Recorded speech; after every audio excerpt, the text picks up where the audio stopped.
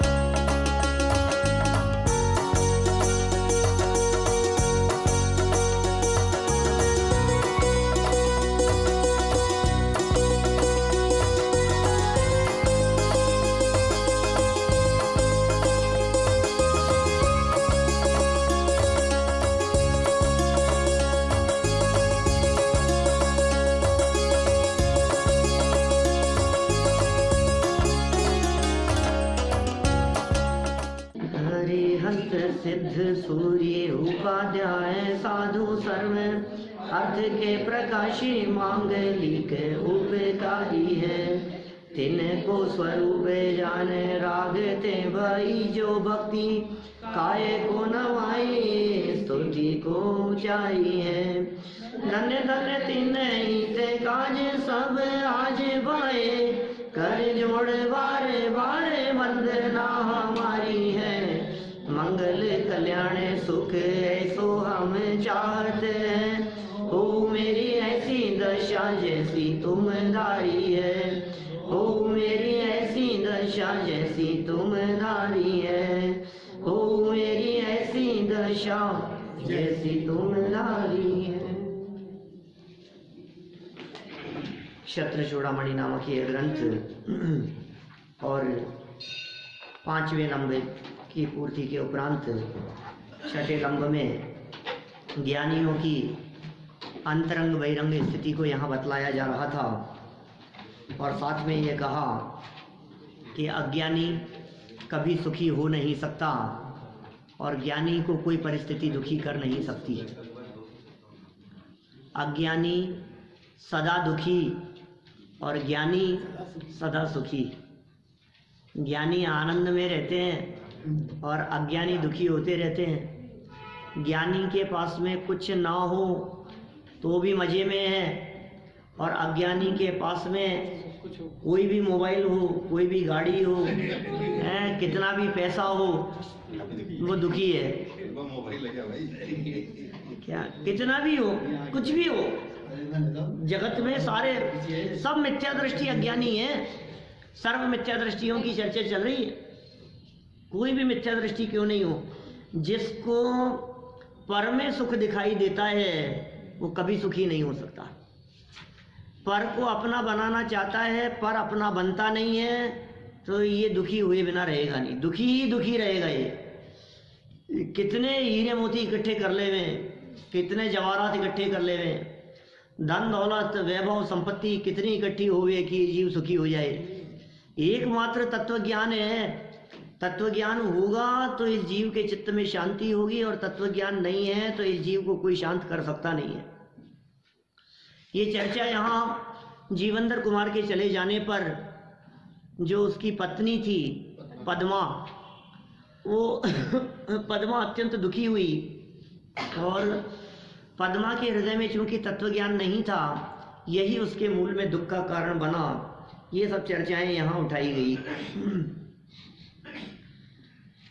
देखो, वस्तु स्वरूप का ज्ञान प्राप्त करना ही चाहिए। किनको करना चाहिए? कि जो जीव दुखी नहीं होना चाहते। ये अंतिम लाइन कल हमने यहाँ पढ़ी थी। जो जीव दुखी नहीं होना चाहते, आर्य कहाँ है लाइन? जो जीव दुखी नहीं होना चाहते उनको क्या करना चाहिए? वस्तु स्वरूप का ज्ञान प्राप्त करना चाहिए। बोलो, दुखी कौन नहीं होना चाहता? आर्य दुखी होना चाहते हैं क्या? कोई नहीं होना चाहता भाई। दुखी दुखी कौन होगा दुनिया में?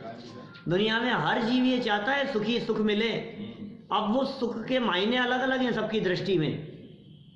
जिनवाणी माँ जो सुख बतलाती है वो सुख अलग प्रकार का है, और अज्ञानी जीवों के दिलो दिमाग में जो सुख दिखाई देता है वो सब अलग प्रकार का है। वास्तव में वो सुख है ही नहीं, वो भ्रम जनित सुख है।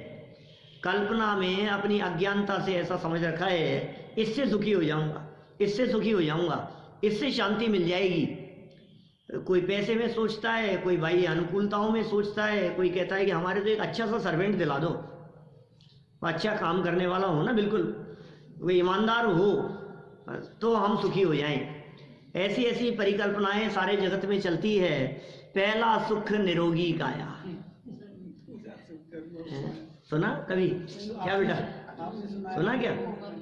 सबसे पहला सुख निरोगी काया है, क्योंकि शरीर ही यदि ठीक नहीं है तो क्या करना होंगे जगत में। शरीर को लेकर बोले पहला सुख कहा जाता है। पहला सुख निरोगी काया, और दूजा सुख हो घर में माया। माया माने पहले तो शरीर ठीक हो लोग कहते हैं, और दूसरा सुख कहते हैं बोले माया होनी चाहिए घर में। उसके बिना कहाँ सुख है? पैसे के बिना तो पैसे में सुख दिखाई देता है। और तीजा सुख सुलक्षणा नारी, पत्नी। नहीं समझ में आया?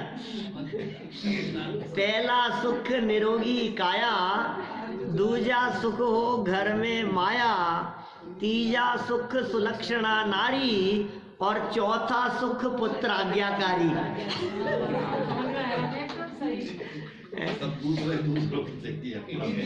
चौथा सुख क्या है? पुत्र आज्ञाकारी। आज्ञाकारी पुत्र हो। अब पुत्र आज्ञाकारी नहीं है तो सर दर्द है, दुखी है। अरे कहाँ कहाँ इस जीव ने सुख की कल्पना करी है। लेकिन मुझे बतलाओ, निरोगी काया भी हो, घर में माया भी हो, पत्नी भी हो और अच्छा पुत्र भी हो, फिर भी क्या ये सारी चीजें इस जीव को सुखी करने में समर्थ है? ये अज्ञानी जीव जहां बैठेगा ना सर फोड़ेगा। क्या ये पत्थरों में सर फोड़ने जैसी दशा है। ये अज्ञानी जीव कभी सुखी नहीं हो सकता। माने ये सोचता है अब सुख मिल जाए, अब सुख मिल जाए। समझ लो आप अच्छे से अच्छा भी व्यक्ति हो, आपको मिले रास्ते में, तो आपने रास्ते में मिले लेकिन हमसे जय जिनेंद्री नहीं करी। ये क्या बात हुई है? मतलब हमें देख करके जय जिनेंद्र करने तक का काम नहीं है। अभी दुखी है खाम खामे। अब रास्ते में जय जिनेंद्र करते हुए निकल गए ना। जय जिनेंद्र तो कर ली थी लेकिन एक सेकंड रुके ही नहीं। अब बोलो जय जिनेंद्र करके वो सीधे निकल गए हैं, तो बोले ये क्या बात है? रुके ही नहीं। बात तो करते कम से कम रुक करके हमारे से। अब रुक करके बात भी की उन्होंने, 2 सेकंड के लिए रुके, तो क्या कहता है? रुके भी, जय जिनेंद्र भी करी, लेकिन हमसे पूछा नहीं कि तबीयत कैसी है। खाम खामे दुखी है। ये अज्ञानी जीव को कोई सुखी नहीं कर सकता है। एक एक स्टेप करके बढ़ाते चले जाओ तो तबीयत भी पूछ ले, तो मेरी तो पूछ ली, परिवार के लिए नहीं पूछी। उनका ऑपरेशन हुआ है अभी 15 दिन पहले, बोलो उनके लिए पूछी तक नहीं इन्होंने। इनको सब पता थी सारी बात। अभी परेशान है। कितना दुखी है, कितना दुखी है। किस बात से दुखी है? काम ही दुखी है। दूसरे ने दुखी किया नहीं है क्या? एक लड़का अपने घर में जैसे बाहर की तरफ खिड़की खोलता था तो सामने एक आदमी उसको ऐसे ऐसे करता था। अब ये दुखी था बहुत ज्यादा। किस बात से दुखी है? ये मेरे को चिढ़ाता है, ये मेरे को अंगूठा दिखाता है, तो तू जबरदस्ती परेशान हो रहा है। उसका अंगूठा अब वो ऐसे करे चाहे ऐसे करे, तो किस बात से दुखी हो रहा है?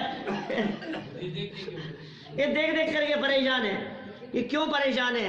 जिसने पर में सुख तलाशने का प्रयास किया वो सदा काल दुखी रहेगा, क्योंकि पर पदार्थों में, संयोगों में और परिस्थितियों में कहीं भी सुख है ही नहीं। ये दुखी बना रहेगा। तो फिर कैसे सुखी हो? कि जिसने पर से दृष्टि हटाई और अपने स्वभाव को देखा, वही वास्तव में सुखी है। जिसने अपने में देखा, जो अपने अंतर में झांका, बस समझ लीजिए उसी ने सुख को पाया, वही सुख प्राप्त कर सकता है।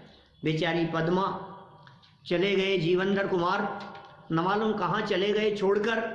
यह विचार करती हुई अत्यंत दुख और शोक संतप्त हो रही है। और ऐसे शब्दों का प्रयोग किया यहाँ तो आचार्य देव ने, दुख सागर साधभूत, दुख के सागर में डूब गई। दुख नहीं, दुख के सागर में डूब गई। दुख का पहाड़ टूट पड़ा मानो। आप कल्पना करो जरा इस स्थिति के बारे में, क्या कह रहे हैं? पहाड़ टूट पड़ा दुख का। तो चले गए, पति छोड़ करके चले गए। अब देखो क्या स्थिति है। आप कह रहे हैं बुद्धिमान के कार्य नियम से पूर्ण होते हैं। अब अबुद्धि वालों के तो नहीं होते। जिनमें बुद्धि नहीं होती उसका कोई काम पूरा नहीं होता। और बुद्धिमान कम समय में भी ज्यादा काम कर लिया करते हैं। जो बिना बुद्धि वाले होते हैं वे समय बर्बाद करते हैं। छोटे से काम के लिए उनको कहो तो वो बहुत समय निकाल देंगे उसमें। माने छोटे छोटे से कामों में, माने समझ लो खाना बनाना है, 15 मिनट का काम है तो 2 घंटे लग जाएंगे। जो काम 2 घंटे का है उसमें 10 घंटे लगा देंगे, और जो काम 10 घंटे का है उसके लिए तो माथा ही पकड़ा देंगे, मेरे से तो हो ही नहीं सकता। अज्ञानियों की ऐसी दशा होती है, मैं तो नहीं कर सकता।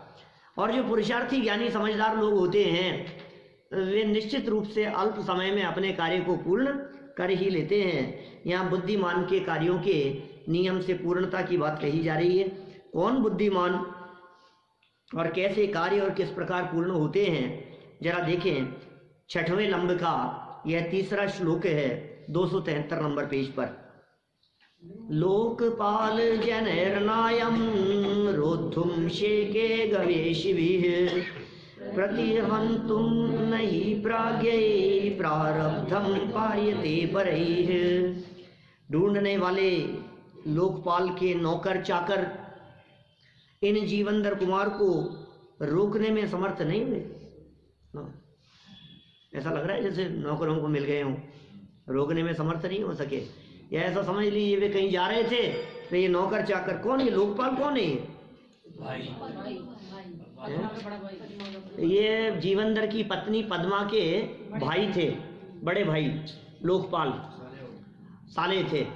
तो अब ये जब जीवनधर कुमार निकले तो ये इन्होंने पूरी सेना लगा दी, नौकर चाकर लगा दिए। तलाशो भाई, चलो तलाशो हमारे जिया जी कहाँ चले गए, उनको देखो, ढूंढो उनको। लेकिन वो रोकने में समर्थ नहीं हुए।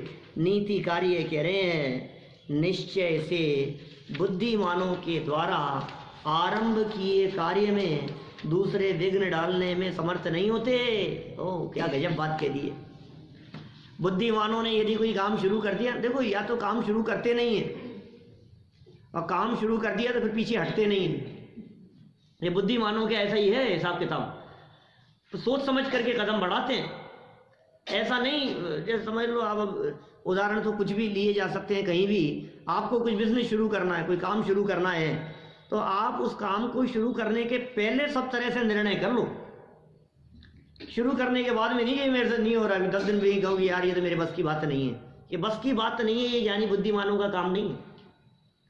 कहीं भी किसी भी फील्ड में लगाओ, बिजनेस के फील्ड में लगाओ, जॉब में लगाओ, किसी लाइन में जाना है आपको उसमें लगाओ, कोई आपको सब्जेक्ट सेलेक्ट करना है समझ लो उसमें लगाओ, भाई हमें ये करना है, तो आप पहले चारों तरफ से निर्णय कर लो। बुद्धिमान लोग, जीवनधर कुमार जो बुद्धिमान थे, सोच समझ करके उन्होंने निर्णय लिया कि मुझे यहाँ से गमन करना है। अब उसके बाद में कोई रोके तो रुक जाए, जैसे मान लो तीर्थंकर के जीव होते हैं हमारे, चक्रवर्ती जैसे होते हैं महापुरुष। दीक्षा लेने का परिणाम आ गया, वैराग्य भाव हृदय में जागृत हो गया। अब चक्रवर्ती सम्राट ये कहे कि मैं दीक्षा लेने के लिए जा रहा हूं, तो एक पत्नी नहीं 96,000 मिलकर के रोके है ना, तो रोक नहीं सके उसे। बोलो, पत्नियां रोती नहीं होगी उसके आगे? ये जीवेंद्र कुमार छोड़ करके चले गए तो पद्मा का क्या हाल हो रहा है, तो चक्रवर्ती की पत्नियों का क्या हाल होता होगा? अरे ये जा रहे हैं छोड़ करके, ये दीक्षा ले रहे हैं। नहीं, इस तरह की चर्चाएं करते हैं हम कि दीक्षा लेने की आज्ञा यदि कोई अपने परिवार से मांगे तो कौन परिवार वाले ऐसे होंगे जो बहुत आसानी से दीक्षा की आज्ञा दे देंगे? माता पिता पत्नी परिवार, कौन कौन कह देगा कि तुम चले जाओ हमें छोड़ करके? अभी मैं आज्ञा मांगू तो मिलेगी थोड़ी ना ऐसे कि तुम चले जाओ। छोड़ के कैसे चले जाओगे? अब वो छोड़ के जाते हैं तो वो राग में बांधने में समर्थ नहीं हो सकती। वही देखो आप, जो अभी 2-3 दिन से 2 बार आपको कहानी सुनाई मैंने, उसी प्रसंग में देखो ना, जम्बू स्वामी जिसके हृदय में वैराग्य जागृत हो गया, अब वे रोक लेगी क्या वे चारों पत्नियां मिलकर के? और प्लानिंग तो यही की थी माता पिता ने कि एक बार शादी हो जाए। चारों सुंदर, सर्वांग सुंदर कन्याएं, चारों जो नगर में जिनके समान कोई दूसरी सुंदर नहीं थी, बुद्धि में, रूप में, ज्ञान में, सब चीजों में ये योग्य हैं, वो उनके साथ में विवाह किया है। ये तो देखना अटका देंगे इसको, वो अटकने में समर्थ नहीं हुआ। बुद्धिमान लोग जिस तरफ कदम बढ़ाते हैं वे बहुत विचार पूर्वक कदम बढ़ाते हैं, जिससे पीछे ना हटना पड़े। ये सावधानी की बात यहाँ कह रहे हैं। और फिर दूसरी ये भी कह रहे हैं, दूसरे विघ्न डालने में समर्थ भी नहीं होते। क्या दूसरे लोग उसमें विघ्न डालने में समर्थ भी नहीं होते। ये पद्मा को कह के जाना चाहिए था। देखो सरल अर्थ क्या कह रहे हैं यहाँ। तीर्थ वंदना के लिए चले गए जी। वो पद्मा की स्थिति ज्यादा रागी और राग में फंसी हुई थी, ऐसा समझ लो आप। तत्वज्ञानी थी नहीं, अभ्यासी थी नहीं। अब इसको कहो तो ये खुद तो जाएगी नहीं और हमें भी बीच में टांग अड़ाएगी, तो चल रही है। और कहाँ तीर्थ वंदना के लिए गए थे। अभी देखो सरल अर्थ पढ़ते हैं पहले। पद्मा के भाई राजकुमार लोकपाल ने अपने सेवकों द्वारा अज्ञात रीति से गए हुए जीवेंद्र कुमार की खोज कराई। जीवेंद्र कुमार कहाँ चले गए? सेवक उनसे मिले और चंद्राभा नगरी को वापस लाने का प्रयास भी किया। सेवकों ने कोशिश भी करी कि चलो भाई चलो, वापस चलो नगरी में, आप क्यों चले आए? परंतु वे जीवेंद्र कुमार की अगली यात्रा को रोक नहीं सके, क्योंकि बुद्धिमानों द्वारा प्रारंभ किया गया कार्य दूसरों से रुकना असंभव ही होता है। बुद्धिमानों द्वारा प्रारंभ किया गया कार्य, एक बार काम प्रारंभ कर दिया, अब रोके नहीं रुकेंगे। अरे देखो भाई, ज्ञानी धर्मात्मा पुरुषों द्वारा जीवन में मोक्ष मार्ग प्रकट करने का पुरुषार्थ, और उस दिशा में जब कदम बढ़ जाते हैं, अब कौन रोके? कोई कर्म आड़े आ जाएगा? ज्ञानावर्णी समर्थ है जो उनको मोक्ष मार्ग में बाधा उत्पन्न करे। दर्शनावर्णी के मोहनी ज्ञानियों ने जब मुक्ति की तरफ कदम बढ़ा लिए हैं, तो अब नहीं है किसी की ताकत कि उनको मुक्ति में जाने से रोक सके। किसी बाह्य प्रतिकूलताओं का तो सवाल ही नहीं है। अंदर में जो द्रव्य कर्म का उदय है, वो द्रव्य कर्म भी उनको कोई परेशान करने में समर्थ नहीं है, दुखी नहीं कर सकता है, रोक नहीं सकता है। साहब मैं क्या, अज्ञानी तो कर्म कर्म करके रोता रहता है, मैं क्या करूं, मेरे तो ऐसे ही कर्म का उदय है, मेरे हाथ में क्या है, मेरे ही पाप कर्म का उदय है, अब कर्मों का फल तो मुझे भोगना ही पड़ेगा। तू कर्म कर्म करता रहे, रोता रहे। तू क्या, कर्म कुछ नहीं है, कुछ नहीं कर सकता तेरा कर्म। कि साहब कर्म क्या नहीं कर सकते, कर्मों में तो बड़ी ताकत है। ये सुन भाई, कर्म का उदय तेरी परिस्थितियों और संयोगों तक फल दे सकता है, इसके आगे कर्म की चलती नहीं है। क्या, इसके आगे नहीं चलती कर्म की। कर्म के पुण्य का उदय हो तो अच्छा गाड़ी बंगला नौकर चाकर मिल जाए तुम्हारे, और पाप कर्म का उदय हो तो ना मिले। तो आपको क्या लग रहा है कि पुण्य का उदय तो अच्छा है, सुखी करेगा, और पाप का उदय बुरा है, दुखी करेगा? इस धोखे में मत रहना। पुण्य और पाप किसी का भी उदय आ जाए, यदि ना समझ है तो दुखी होगा, और किसी का भी उदय आ जाए, ज्ञानी है तो दुखी नहीं होगा पाप कर्म के उदय में भी, क्योंकि ये कर्म के उदय संयोग दिलाते हैं, सुखी दुखी नहीं करते।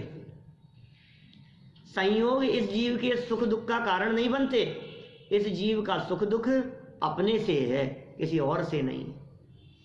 ठीक है ना। देखिए विशेष अर्थ में क्या कहते हैं, बुद्धिमान व्यक्ति विचार पूर्वक जिस कार्य को करने का निर्णय लेते हैं और प्रारंभ कर देते हैं, कार्य को करने का निर्णय भी लिया और प्रारंभ भी कर दिया, वे उसे पूर्ण करके ही छोड़ते हैं। क्या बुद्धिमान लोग जो कार्य को करने का निर्णय लेते हैं पूर्ण करके ही छोड़ते हैं। जीवेंद्र कुमार उन्हीं बुद्धिमानों में से एक हैं। उन्होंने जिस उद्देश्य से यात्रा करने का निर्णय लिया है उसे उनके उद्देश्य की पूर्ति होने तक कोई रोक नहीं सका। निर्णय ले लिया था उन्होंने कि मुझे तीर्थ यात्रा के लिए जाना है, विरक्त तो हो गए, कोई प्रसंग इस तरह का बन गया कि हमें जाना है तो जाना है, और धर्म कार्यों में जाने से ना रोका जाए ऐसा तो वचन भी दिलाते हैं शादी के समय, फेरों में भी 7 वचन मालूम है आपको। 7 फेरों के 7 वचन याद हैं कि नहीं आप लोगों को? सब भूल गए, सब भूल गए।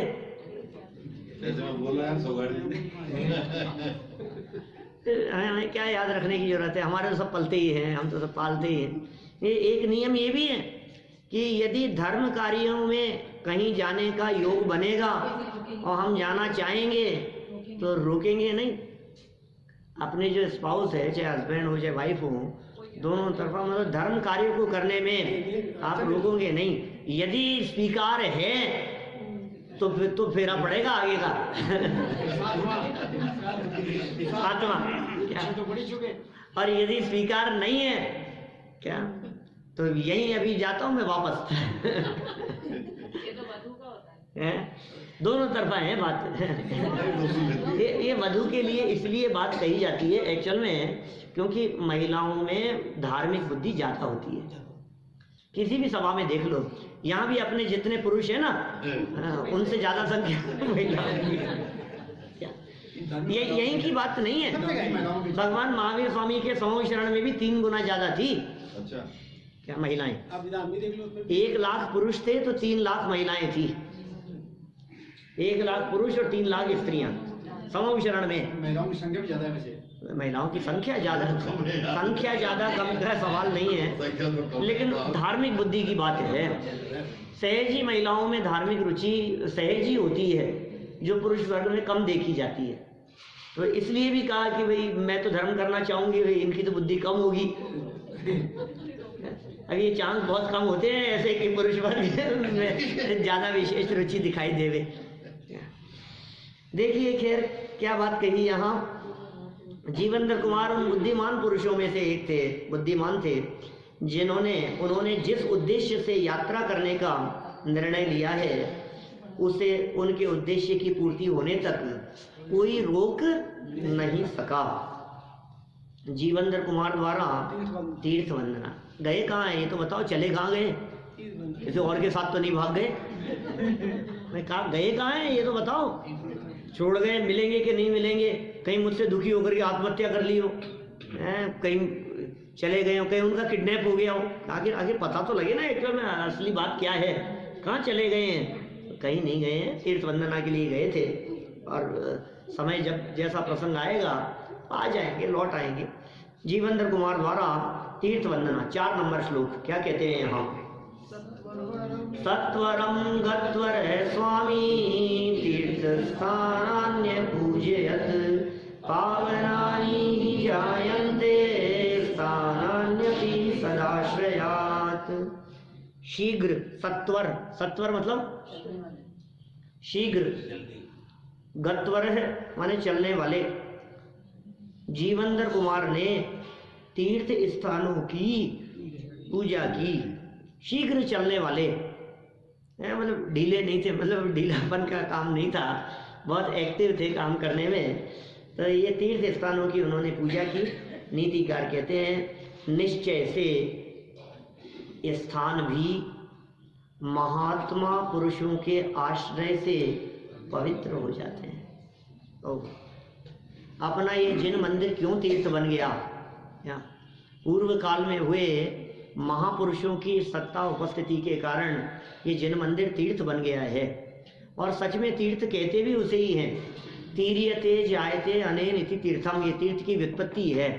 जहां से तिरा जाए उसका नाम तीर्थ है। तिरा जाए माने जहां से कोई जीव तिरे हो, जहां से तीर्थ का प्रवर्तन हुआ हो, जहां बैठकर ज्ञानी धर्मात्मा पुरुषों ने साधना की हो, तपस्या की हो, ध्यान किया हो, चिंतन मनन अभ्यास किया हो, जिस जगह पर बैठकर वे ज्ञानी धर्मात्मा पुरुष विहार को प्राप्त हुए हैं, वो जगह अपने आप में पवित्र हो गई, वो तीर्थ हो गई है। तीर्थ तिरने के अर्थ में है तो जो जहां जहां चरण पड़े संतन के, कहाँ बंटाधार। आप जानते हैं बंटाधार क्या है? लोग तो ऐसे मजाक समझते हैं, हंसी समझते हैं। जहां जहां चरण पड़े संतों के तहाँ बंटाधार। बंटा मतलब होता है कलश। वहां कलशों की धारा पड़ती है, वो स्थान पवित्र हो जाता है, वो स्थान पूजनीय हो जाता है। ये है अर्थ उसका। ये तो बंटाधार में समझते हैं सब हो गया हो, काम निबट गया हो, ऐसा नहीं है। आप देखिए जहां संत धर्मात्मा ज्ञानी पुरुष माने उस क्षेत्र का उद्धार हो जाता है, ऐसा कहना चाह रहे हैं।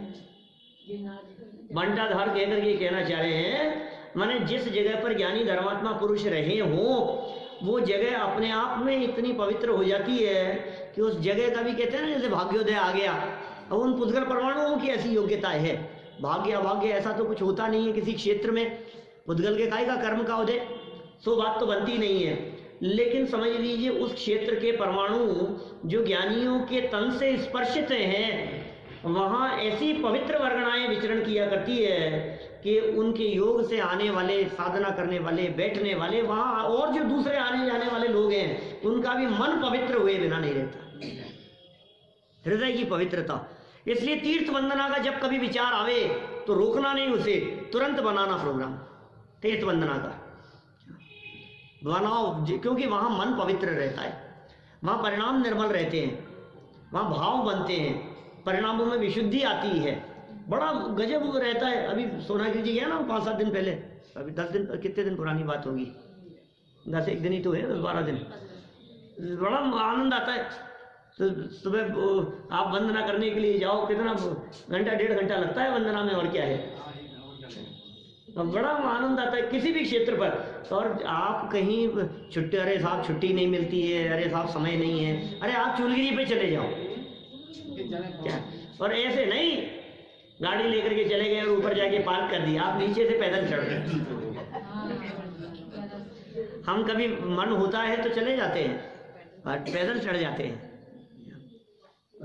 बड़ा आनंद आता है क्षेत्रों पर। उन क्षेत्रों का प्रभाव ही कुछ विशेष होता है। वैसे अपना ये जो क्षेत्र है, जहाँ पंडित टोडरमल जी, पंडित जयचंद जी छाबड़ा हैं, ऐसे जो महापुरुषों ने यहाँ बैठ करके साधना की, जो उनके कार्य क्षेत्र कार्यस्थली रहा, तो यहाँ मंदिर में आकर के भी एक विशेष प्रकार की शांति की अनुभूति होती है। यहाँ सहज ही ऐसा है। ये देखो यहाँ ये सिखा रहे हैं, ये क्या अरहन, देखो शीघ्र गति में ऐसे गमन करने वाले जीवंदर कुमार ने अनेक तीर्थ क्षेत्रों की पूजा और वंदना की, बहुत सारे तीर्थ क्षेत्रों की पूजन भी की और वंदना भी की। अरहंत आदि महापुरुषों से संबंध रखने वाले स्थान भी पवित्र हो जाते हैं। बोलो, महापुरुष तो सच में पुराण पुरुष कहलाते हैं ना। पुरुष पुराण जिनेश्वर अरहन एकमात्र वस्तु का स्थान बोलते हैं रोजाना उसमें। अरहत पुराण पुरुषोत्तम पावनानी, क्या अर्थ है इसका? अरहत पुराण पुरुषोत्तम, अरहंत भगवान, तीर्थंकर भगवान, ये पुराण पुरुष हैं। पुराणों में किसकी चर्चा होती है? अपन पढ़ रहे हैं जीवंदर पुराण, पुराणी तो है, कथा है जीवनधर स्वामी की, क्षत्र चूड़ामणि नाम से। ये जीवनधर स्वामी की कथा है, ये प्रथमानुयोग का ग्रंथ है। इसी तरह से कहीं पद्म पुराण होगा, हरिवंश पुराण होगा, तो ये जो जितने पुराण हैं, पुराण होते हैं प्रथमानुयोग के ग्रंथ, 4 अनुयोग है ना, तो उनमें प्रथमानुयोग के ग्रंथ पुराण कहलाते हैं। अभी इनमें कौन महान है, इनका नायक कौन है? तो तीर्थंकर। वो तीर्थंकर पुराणों के नायक हैं। मतलब सारे महापुरुषों में, चाहे अन्य महापुरुषों की चर्चा हो, चक्रवर्ती आदि भी महापुरुष तो हैं ही, नारायण प्रति नारायण हो, जो भी हो, लेकिन उनमें जो तीर्थंकर का व्यक्तित्व है वो सबसे महान है। इसलिए पुराण पुरुष कहलाते हैं तीर्थंकर परमात्मा। वे नायक हैं। किसके नायक हैं? प्रथमानुयोग के प्रमुख नायक हैं। अब ऐसे अरहंत आदि महापुरुषों से संबंध रखने वाला जो स्थान भी हो, तो वो स्थान भी पवित्र हो जाता है। वो स्थान भी पवित्र हो जाएगा, वो जगह भी पवित्र है, क्योंकि वे वहां विचरण किए थे। अब देखो विशेषार्थ समझा रहे हैं यहाँ पर, और क्या बात कहना चाह रहे हैं। अरहंत के साथ में आदि लगाया है, यहाँ ध्यान देना, अकेले अरहंत नहीं लेना। क्या क्या लेना अरहंत आदि में, बोलो? 5 परमेष्ठी, शाबाश। अरहंत आदि में अरिहंत, सिद्ध, आचार्य, उपाध्याय और साधु, और जो अरहंत आदि के साथ में महापुरुष लगा दिया है, तो अरहंत आदि महापुरुषों में उन्हीं 5 परमेष्ठियों के बताए हुए मार्ग पर चलने वाले जो विद्वत हैं, जो विद्वान जन हैं, वे भी उस आदि महापुरुषों में शामिल हो जाएंगे। और उनसे संबंध रखने वाले स्थान, संबंध रखने वाले स्थान क्या होते हैं? संबंध रखने वाले स्थान कौन से होते हैं? जैसे समझ लो ये टोडरमल जी से संबंध रखने वाला स्थान है। अरे जहां उनका या तो जन्म हुआ हो, इसलिए अपन चतुर्विंशति तीर्थंकरों की जन्मभूमि को भी तो पवित्र मानते हैं। अयोध्या है, अयोध्या की क्या महिमा है बताओ? अयोध्या में से कौन से तीर्थंकर मोक्ष गए?